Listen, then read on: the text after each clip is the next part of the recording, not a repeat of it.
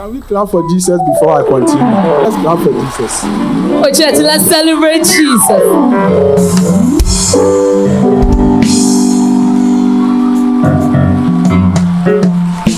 Okay.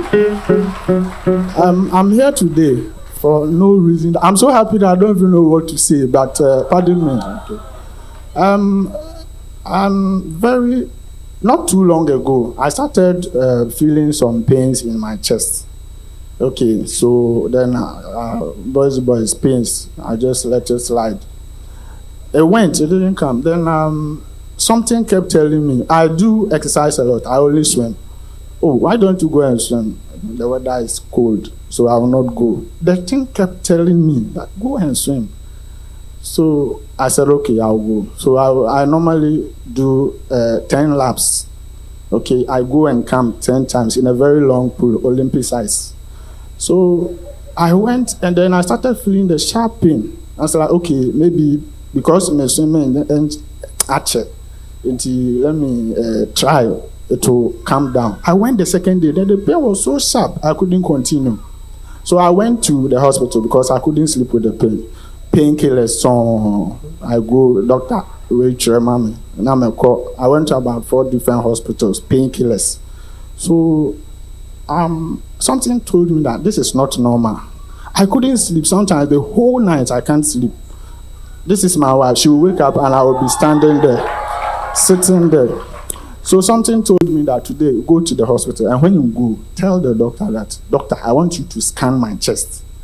So when I went, I insisted. He said, oh, where are you? I said, doctor, I am insisting. Please, check me. So he said, okay, or ma'am request, I want to do the scan.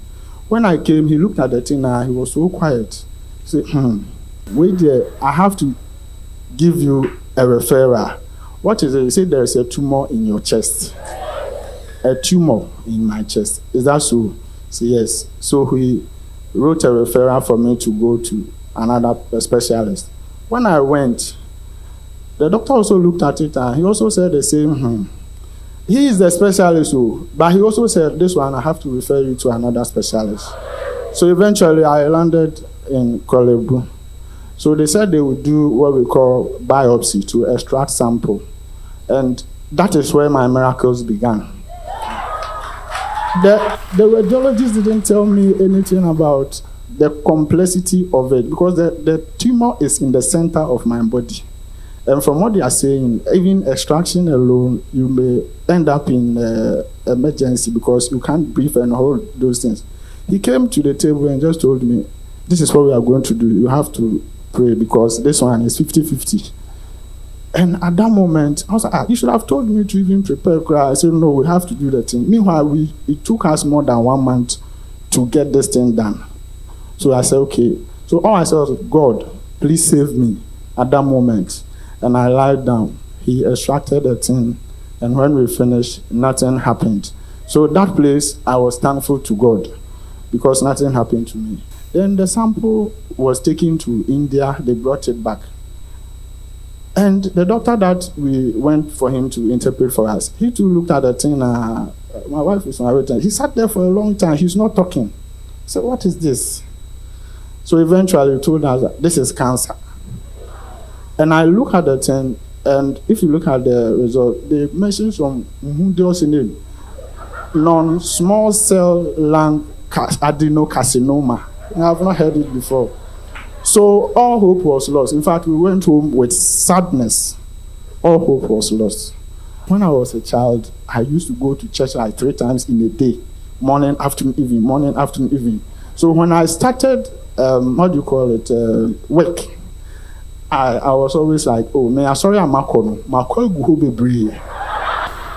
I don't need to go to church. All the time. All the time, it was on my mind. Oh, I'm sorry, my Kobe Bree. Me mo bompire, mammy, me and I'm more bompire to me. That's already. Into my wife in a whole year, me to me call 3 or 4. Most of you are 31st night, all right, so what happened was that my wife actually said, praise be to God for our Father. My wife has been following him for some time now. So he told me, Pastor, no, you're very good in Tikohonom. And also, Abi, you know that my family are.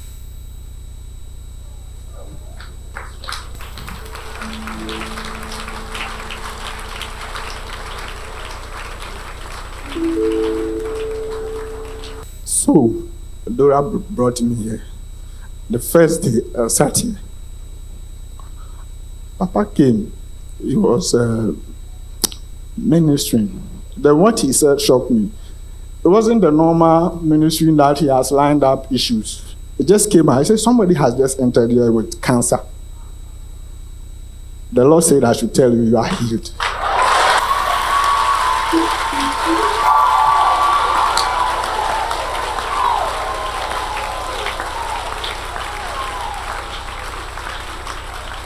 So what happened was that I was like, hey, okay. And the atmosphere was very good. I was so happy that I came here. Before I came here, I've been listening to his preaching. He said that if he prays for you and you don't have faith, it's not going to work. So you must have faith. And me too, by that time, I didn't have any faith. So what I did was, let me go and build myself up. So from there, Papa's word, I've been listening to it morning, afternoon, evening. I have this thing, anywhere I'm going, listening to it, the podcast. And I bought all his books. But my favorite is the Assessing the Blessing in the Great High Priest. Please, if you have a problem and you are like, let's say, a baby Christian, or you are somebody who has gone far from God, that book is very good for you. Go and take it and read it over and over. And trust me, when I finished, it has built my faith that all the fear was gone. And I felt, I've even forgotten that I was even sick. So I started praying and coming here all this while.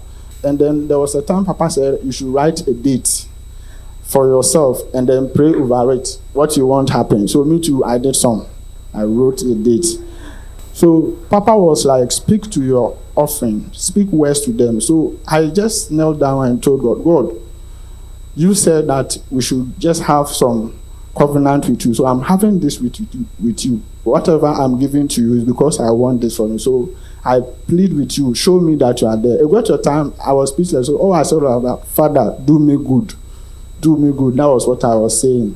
So I started reading Bible, and there was this verse that I used to get my healing. And it is in Malachi 4:2. It says that if you revere God, the Son of righteousness that shines on you comes with healing in its rays, and you go out and flourish like a well-fed calf. So that thing is always ringing in my mind. And initially, the treatment, they told me not to go into the sun. But when I started, I didn't care. I even intentionally go into the sun just to pray for that. So what happened was, I did a lab test. It came after 3 treatments. The thing was still there. Then I continued praying to God. When the date came and we went, I got the results. And when I got the results, the thing was not in my lungs anymore.